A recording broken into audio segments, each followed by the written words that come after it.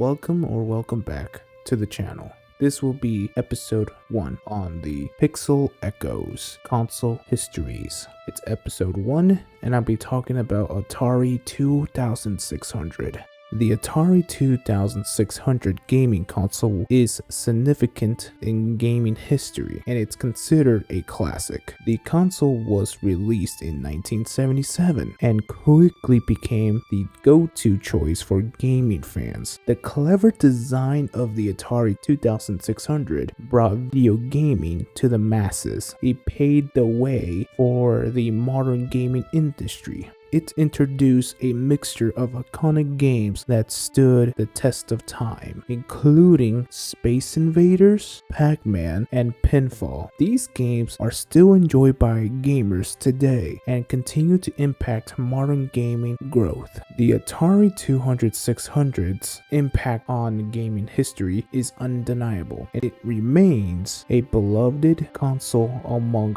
retro gamers and collectors alike. Its legacy continued to inspire the gaming industry and shaped how we approach gaming today. The origins of the Atari 2600 were started by a guy named Mr. Joe DeClaire in December 1975. The company Atari hired Joe. Joe was a recent graduate from the University of Canada, Berkeley. During the time, Joe had been doing his stuff of technology before he was hired. After being hired, he helped to debug a prototype that Mr. Mayer and Milder made. This project was a device codenamed Stella, after the brand of Joe's bicycle. The actual name for this prototype was Atari 2600 Prototype. This device had a breadboard within it. Then 4 months later, in March 1976, a second prototype was created. The three gentlemen, Mr. Joe Mayer and Milder, had another gentleman to help, and his name was Mr. J. Minder. Jay was the main guy who created the second prototype. There is no photo of the second prototype. However, this prototype had a television interface adapter, or TIA in short, ROM cartridge, and a 6507. I will explain those three stuff that I mentioned. The television interface adapter is a particular part of the Atari 2600. It helped make pictures and sounds on the TV when you play video games. Even though it had some limits, game makers cleverly use it to create different games. The ROM cartridge is like a game box that you could put into the Atari 2600. Inside, it has the instructions and stuff needed for a game. It lets you play different games by just changing the cartridge. As for the number I said before, the 6507, the actual name is a microprocessor. It looks like a brain of the Atari 2600. It does all of the thinking when you play games. Even though it wasn't super powerful, it knows how to follow the game's rules and show pictures on the screen. After help from Mr. J. Minder, another colleague named L. Elkhorn came in to collect the second prototype. When L brought it to the game developers of Atari, the game devs realized that the components of the second prototype, like the microprocessor, the TIA, ROM cartridge, and the others, had huge limitations. To top it all off, the prototype is also lacking a frame buffer. I will try to explain what is a frame buffer. Think as if it's like a blank of paper where the computer can sketch out all the pictures and colors before displaying them on the screen. The game devs had to train the system to create graphics in sync with the CRT's electron gun movement. Again, I will try to explain what is a CRT's electron gun movement. If I got anything wrong, please explain in the comments. Just please, because I'm gonna be really terrible at this. Let's start with the CRT. The actual name is, quote, cathode ray tube. It is the old tech used in old TVs and computer monitors from the 1980s. The CRT is a bulky tube that makes up the central part of these older screens. Moving on, let's talk about the word electron gun. But the thing is, the electron gun is inside of the CRT. Now, the electron gun isn't an actual gun. It's a part that shoots out tiny invisible particles called electrons. These same electrons are run exactly by the electron gun. They hit the screen's surface coated with unique materials that light up when the electron strikes them. This move creates the images you see on the screen. As for the electron gun movement, the electron gun moves the stream of electrons across the screen. It's like a super fast scanning motion. The electrons shoot out in a pattern moving from left to right, top to bottom, covering the entire screen thousands of times per second. This rapid movement creates the illusion of complete image on the screen. With this, it requires, with the game devs, to do some cleverness. One of the cleverness is raising the beam. The, quote, raising the beam technique lets the electrons perform tasks beyond the invisible screen area. Back with the game, the devs, in their response with these limitations and possibilities of the second prototype, the devs got creative, rewriting their game's version to exploit this second prototype's potential fully. The origins of the Atari 2600 design came from Gene Landrum, a person from Fairchild Camera and Instrument. Also had their console coming up to the market, and it's the Channel F. Mr. Landrum's objective was to design the Atari that meets the consumer's liking. In his final report, Gene suggests that the console have the living room vibes with a wood grain finish. As for the game cartridge, Gene said that the game should be idiot-proof, child-proof, and protected heavily from future electricity problems in the living room environment. Also, Gene said that the Atari console should have 4 to 5 dedicated games inside of the cartridge. Pretty sure I got that wrong. I'm pretty sure. Please don't quote me on that. But the company Atari dropped the idea of having 4 to 5 games inside the console. I'm guessing that Gene wanted the console to have 5 games inside, and if people want to buy more fun, they should buy more cartridges. Speaking of cartridges, Mr. James Asher and Douglas Hardy designed them. Mr. Harley had been the engineer for Fairchild, helping with the final design of the cartridge for the console Channel F.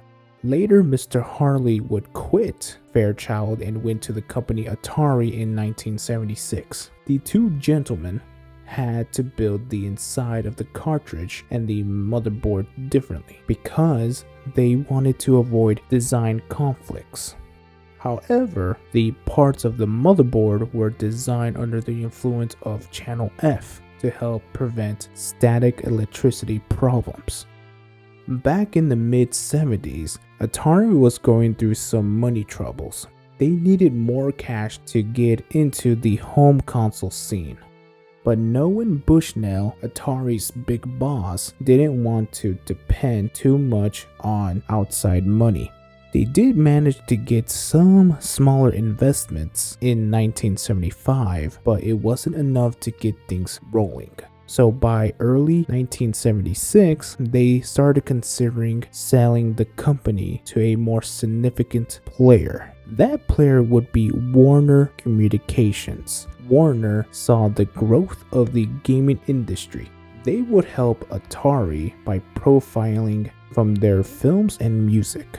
In 1976, Atari entered negotiations to sort out its financial situation. They resolved different economic issues, including settling a lawsuit with Megafox.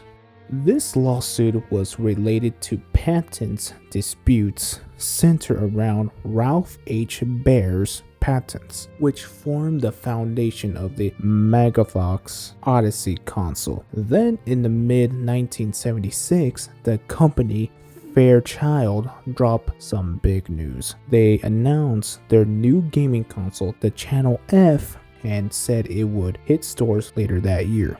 This move put Fairchild ahead of Atari in the race to get their gaming system out there.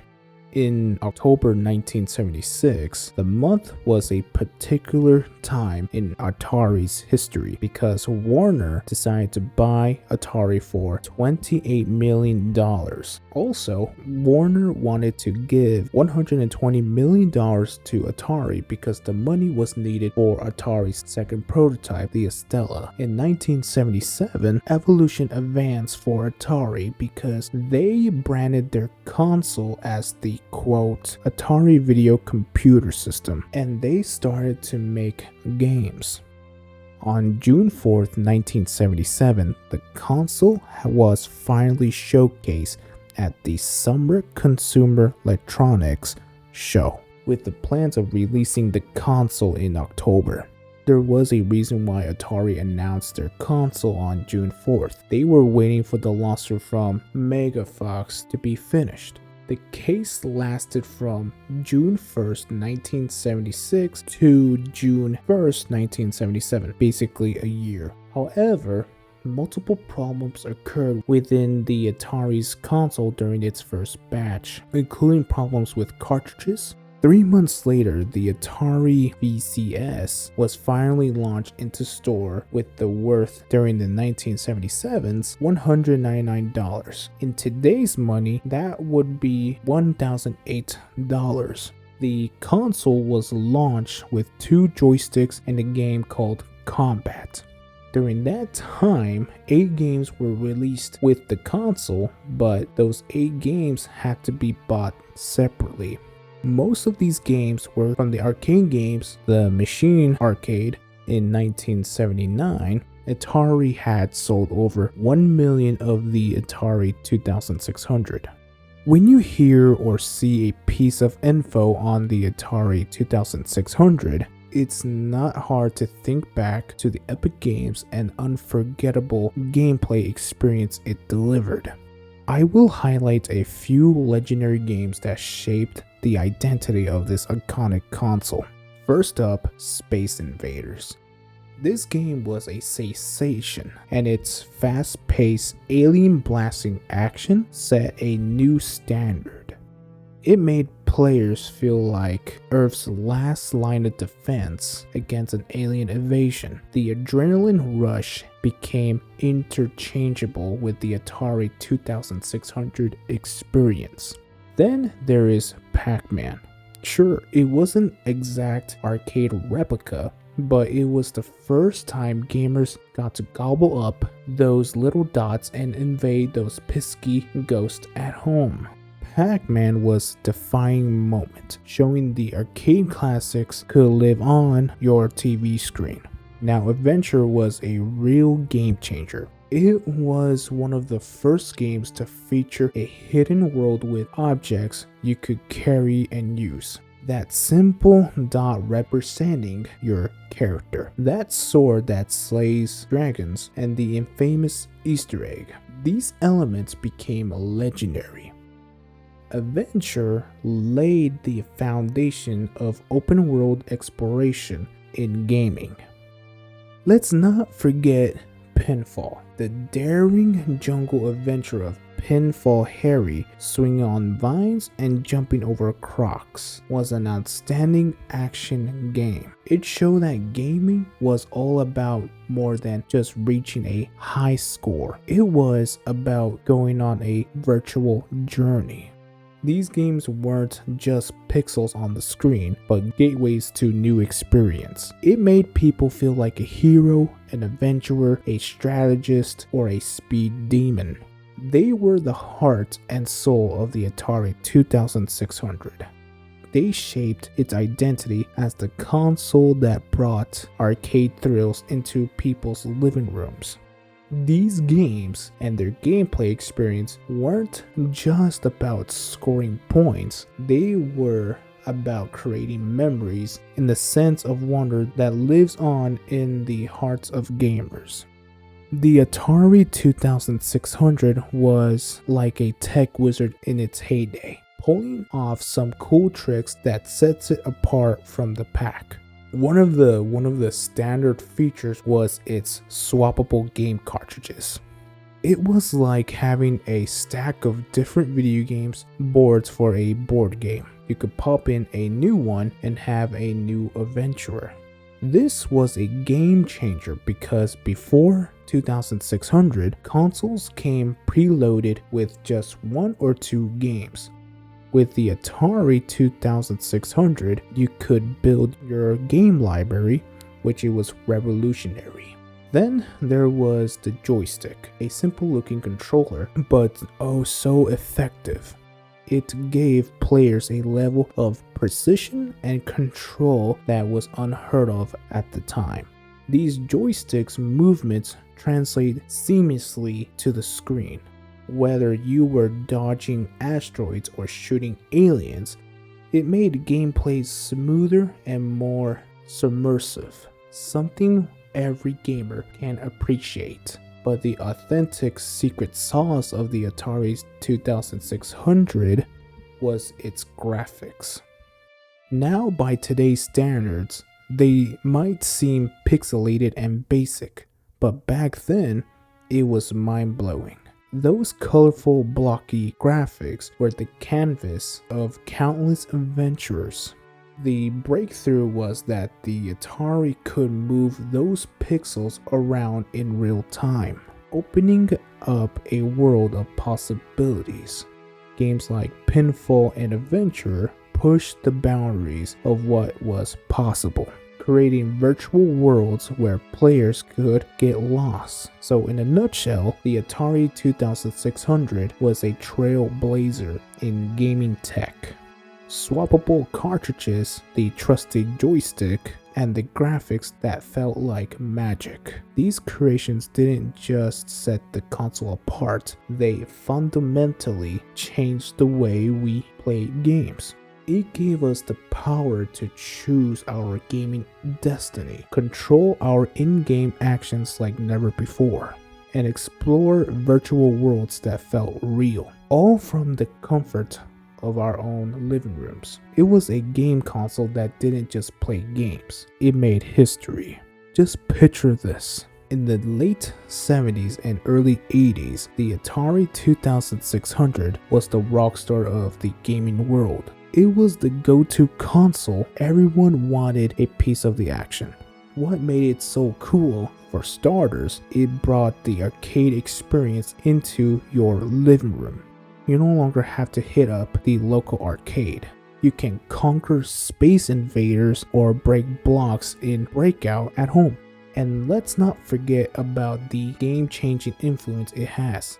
The 2600 was the OG, making gaming a part of everyday life. Families gathered around the TV, siblings compete for the high scores, and friendships were forged over joysticks. It was the start of something big, the birth of the gaming industry as we know it. But it wasn't just about the games, but the culture. The Atari 2600 was a trend setter, a symbol of a new era. Its impact can still be seen today in how we play games, think about gaming, and the nostalgia it brings to those who grew up with it. In the grand story of video games, the Atari 2600 holds a legacy chapter, forever hinged into the history of fun and entertainment. The Atari 2600 wasn't just a console, but a cultural touchstone that left a lasting imprint of the gaming world. Its legacy is still alive and well today, shaping the games we play and the industry that creates them. To understand its significance, let's dive into how the Atari 2600's influence still exists and its role in molding the gaming landscape. First, the idea of swappable cartridge. It was a revolution that still thrives the modern gaming. Think about your game console or your PC today. You are still popping in games or downloading them, just like those old Atari cartridges. The 2600 planted the seed for this idea of choice and variety in gaming. Moreover, the Atari 2600 laid the foundation for the gaming industry as we know it. It showed that gaming wasn't just a fad, but a legitimate entertainment. Companies like Activision, born from former Atari devs, arose and continued the tradition of making creative games. Used to. The big word is used to. This paved the way for the thriving game product industry we see today. The Atari 2600 also socialized gaming. It wasn't just for a niche group of gamers, but for everyone. It brought families together, forging bonds over joysticks and buttons. This spirit of fullness still echoes in the industry's efforts to make gaming accessible to all, regardless of age or background. Even the iconic joystick of the Atari 2600 left an unforgettable mark. It gave a gaming symbol and a design inspiration for future controllers, from the original NES pad to today's Xbox and PlayStation controllers. The Atari 2600's influence is still present in the gaming landscape. It laid the groundwork for modern gaming by championing choice, openness, and creation. The legacy lives on in every game console we pick up and joysticks we hold. It's not just a relic of the past, it's a cornerstone of the gaming world. The Atari 2600 was the most legendary console ever in gaming history. It was created by a guy who was just new to the company. That creation was revolutionary. In the first decade of the console, it felt like magic, swapping those game cartridges and gripping that joystick. As for the console's legacy, almost everything is the same in today's game. Enjoying the joy of gaming with friends and a family, they are all part of the gaming DNA we know now. When you pick up your controller, whether it's for a retro game night or a latest blockbuster, remember that the Atari 2600 paved the way. The spark lit up the gaming industry, and its influence is still flickering brightly. So whether you are dodging pixels or exploring the vast virtual worlds, know that you are carrying a piece of gaming history with you. The Atari 2600 wasn't just a console, it was the start of our gaming journey. And it's a journey that's still going strong. So that is it for now. Enjoy the rest of the day or night or whatever you are. Just enjoy it and peace.